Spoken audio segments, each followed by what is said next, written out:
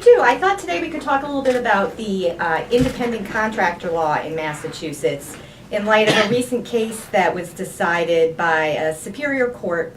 and it involved the taxicab industry in the city of Cambridge. But just by way of a little bit of background, the Massachusetts independent contractor law was amended in 2004, and since that time it's been a very active area of litigation in the state because it sets up some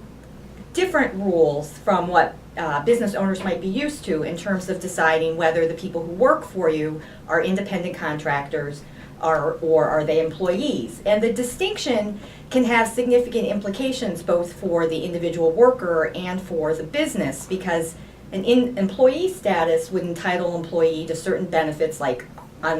minimum wage, overtime, and other types of benefits that you might not get as an independent contractor. And the way the law was changed is right now is an individual who's providing services is presumed to be an employee, and the burden is on a business owner to demonstrate under a fairly rigorous test that the workers in the business are in fact independent contractors.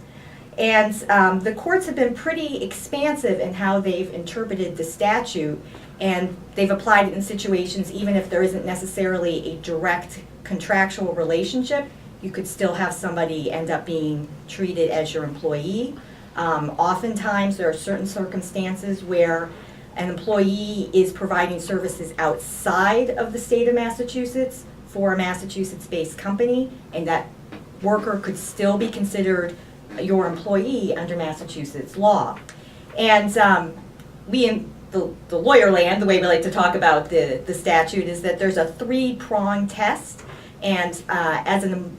the business owner, you have to satisfy all three prongs to be able to show that the individual who's providing services to you is in fact an independent contractor.